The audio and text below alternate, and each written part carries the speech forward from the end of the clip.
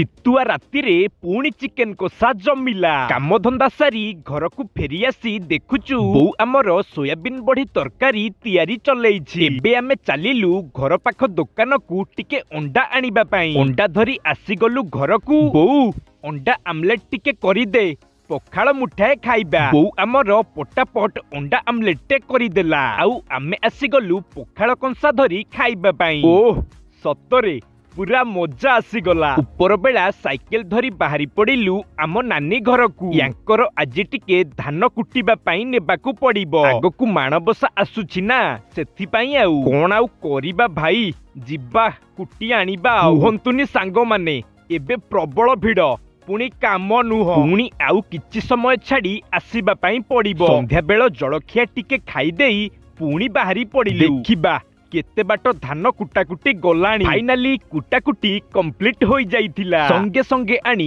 ନାନୀ ଘରେ ପହଞ୍ଚାଇ ଦେଲୁ। ବର୍ତ୍ତମାନ ଘରେ ଆସି ଦେଖୁଛୁ କଣ ଚିକେନ କଷା କଷି ହବ କି। ଚାଲିଲୁ ଚିକେନ ଟା ଟିକେ ଧୁଆ ଧୁଇ କରିଦେଇ ଏତିକି ତ ସାହାଯ୍ୟ କରିପାରିବୁ ନା।